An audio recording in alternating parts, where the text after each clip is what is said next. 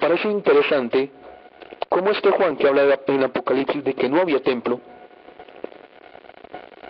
en una de sus cartas, en la de primera de Juan, si quieren la leemos, primera de Juan 2, desde el 17, lo invito a que se lea todo el capítulo lentamente, si quiere en este momento pare y léaselo, que se lea todo Juan.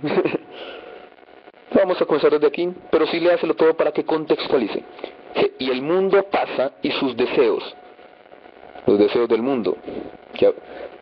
Cuando uno está en el mundo, ¿uno qué quiere? Bienes, gloria. Y no estoy en contra del poder disfrutar de todo eso. Pero eso es añadidura. Yo busco primero el reino de Dios y su justicia. Eso es fundamental, está en el fundamento.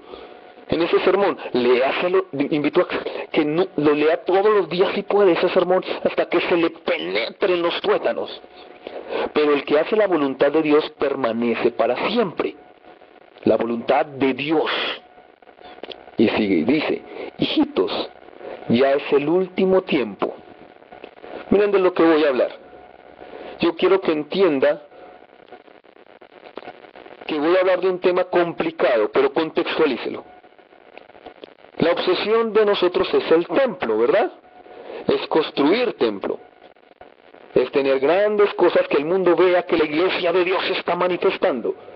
Estamos haciendo es bulto, pero no hay un cambio social.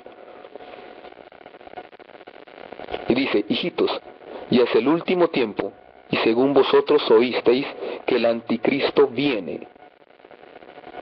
No sabemos cuándo. Es un mentiroso todo aquel que se levante a dar fechas del fin del mundo.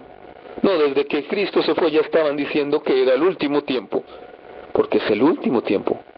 Pueden pasar 100, 200 años, no sé. Pero sí sé lo siguiente, dice, y según vosotros oísteis que el anticristo viene. Cuando hablamos del anticristo nos asustamos. El cristiano común y corriente le tiene un miedo al fin del mundo. Miedo a quedarse, miedo a que tenga que vivir esta tribulación.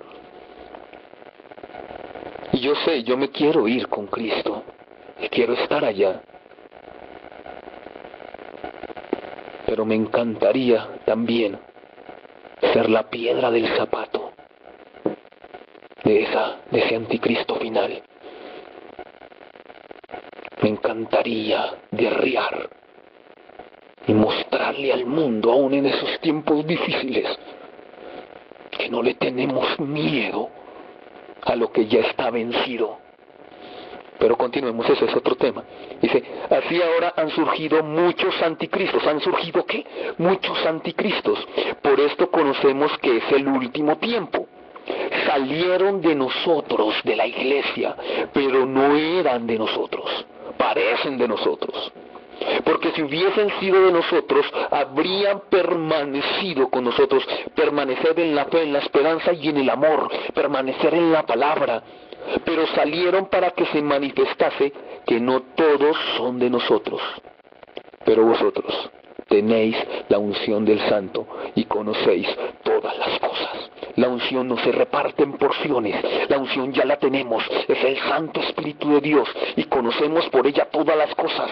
Todos tenemos el mismo Espíritu, la misma unción. Pero salieron de nosotros. El espíritu del anticristo. Todo aquello que se levante en contra de Cristo es anticrístico. Todo aquello que se levanta en contra de la palabra es anticrístico. Todo aquello que no sea del fundamento es anticrístico. Todo aquello que haya sido más allá de la palabra es anticrístico. Cristo es la palabra, y si vamos más allá es en contra de esa misma palabra. Si la Biblia dice que no, en el reino de Dios ya no hay templo porque el templo es Cristo. Y buscamos templos, ¿en qué se han convertido los templos? Respóndale usted. ¿Por qué la iglesia antigua no construyó templos? Porque empezamos a construirlos después de que se corrompió la palabra. ¿Por qué buscamos adornar con piedras preciosas físicas? por qué gastamos dinero y desangramos a la gente con el afán de tener un templo gigante que el mundo vea? Dice la Biblia que nos conocerán es por el amor, no por los templos ni los edificios.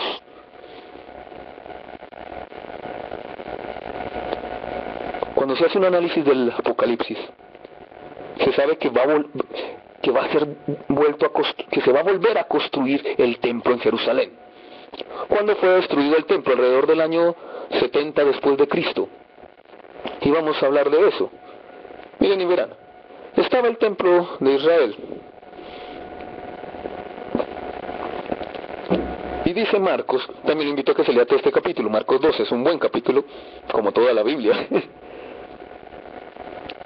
Pero miren, comencemos desde Marcos 12:38. Y les decía en su doctrina, eso lo decía Jesús,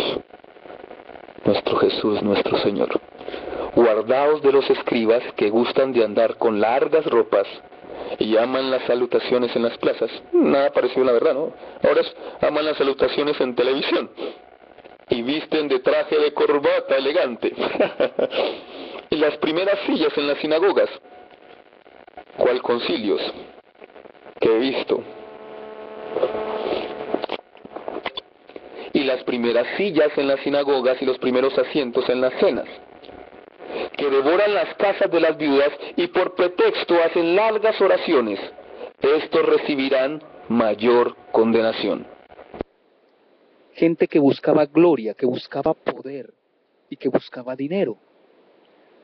Y en esa época como en esta, muchas personas, con excusa de hablar de Dios, con excusa de una cantidad de cosas, están robando, están devorando las casas de la gente, de las viudas, del huérfano, del extranjero, de los hombres inocentes que trabajan día y noche para llevar el sustento a su casa, y como hombres, en nombre dizque de Dios, les sacan el dinero por promesas, por pactos, por una cantidad de cosas que Jesús no hacía. Jesús decía que nos guardáramos, que iban a aparecer gente así. Y podemos ver cómo han devorado la casa de la gente, que a veces aún sin tener con qué comer, llevan dinero para construir templos, llevan dinero para pagar viajes, llevan dinero para una cantidad de lujos innecesarios. Pero sigamos leyendo.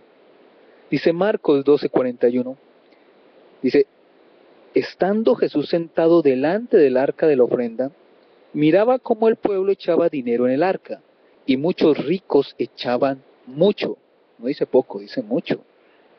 Y vino una viuda pobre, y echó 2 blancas, o sea, un cuadrante. Entonces, llamando a sus discípulos, les dijo: de cierto os digo, que esta viuda pobre echó más que todos los que han echado en el arca, porque todos han echado de lo que les sobra, de su pobreza, echó todo lo que tenía, todo su sustento. Muchos predicadores utilizan esta predicación como ejemplo de que hay que dar desmedidamente, que hay que dar mucho, que mire cómo esta mujer dio porque dio del corazón. Primero, para que usted entienda, 2 blancas, o sea, un cuadrante, son monedas de cobre de muy poco valor. Muy, muy poco. Y era lo que tenía esta viuda, ¿entiende usted? Era todo lo que tenía esta viuda. Ella lo dio con el corazón. Y eso es cierto. Hermano, no le estoy diciendo que no hay que dar. No, es mejor dar que recibir. Hay que darlo todo si se puede, todo desde el corazón. Pero no porque nos invitan, nos empujan, nos llevan a hacerlo, sino porque somos personas que nos duele la necesidad ajena y nos levantamos a reaccionar, porque somos el cuerpo de Cristo que reacciona. Somos esas manos que dan, que ayudan, que enseñan. Pero no, por eso esta viuda estaba en el lugar que debía estar. Nótese bien una cosa. De acuerdo a la ley, y si usted lee Deuteronomios 14, o si usted lee bien Malaquías 3 desde el 1, hace pausas en el 5 antes de entrar al versículo 6, que es el que nos leen, o el 8 de Malaquías 3. Si usted lo lee bien todo, se da cuenta que se llama la atención a algo, y es que del diezmo era permitido, del diezmo levítico, entiéndame bien, es diezmo levítico, estoy hablando de la ley, no de la gracia. En esa época le era permitido a la viuda, al huérfano y al extranjero tomar de allí para su sustento. El templo de Jerusalén era responsable de sostener económicamente a la viuda, al huérfano y al extranjero.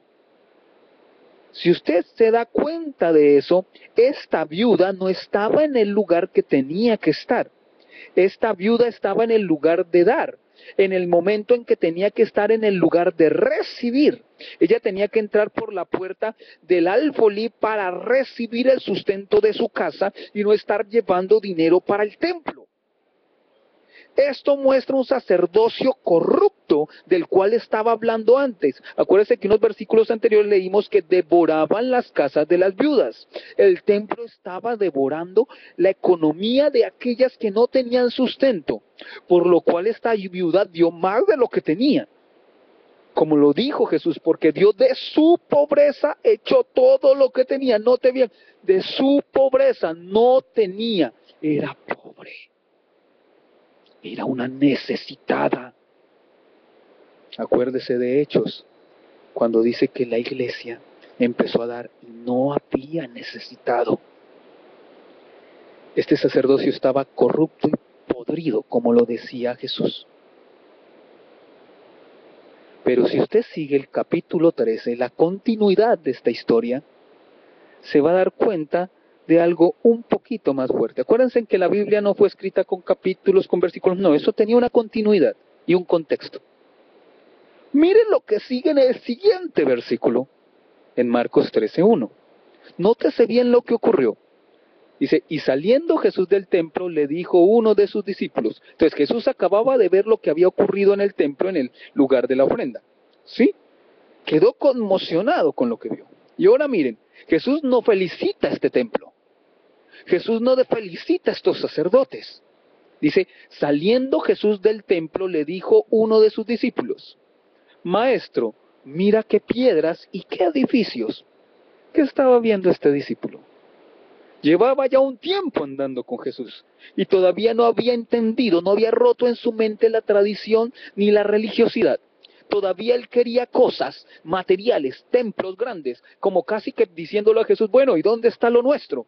Mira que este es el templo, bueno, ¿cuándo vamos a entronarnos de esto? ¿Cuándo vamos a tomar posesión de este templo, de este lugar? Hermano, pise aquí, hermano. Cualquier predicación actual no parece rara ya. Dice, mira qué piedras y qué edificios. Como ahorita, ¿no? Es que mira este templo, ya le caben 2,000 personas, 10,000. Vamos a construir el templo más grande de Sudamérica. Y le vamos a poner luces, música. ¡Wow! Mira lo que responde Jesús a esto.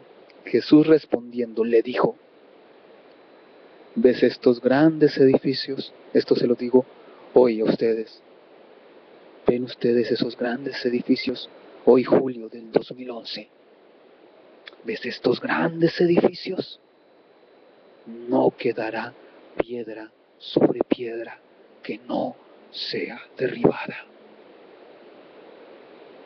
Ese templo donde la viuda dio, no quedará piedra sobre piedra. Al estar la viuda dando y no recibiendo, condenó ese templo a la destrucción. Esa viuda tuvo tal peso de gloria que en la justicia divina colmó la paciencia de un Dios. Imagínense en lo que ocurre. Ve Dios que la viuda da y al siguiente versículo da el dictamen de la destrucción de ese sistema podrido, dependiente de templos, de piedras preciosas. ¿Qué quieren ustedes? ¿Respetar la palabra o respetar el ego de su pastor, el ego de su ministro, el ego de su apóstol, el ego de su profeta, el ego de su maestro? ¿Qué quieren?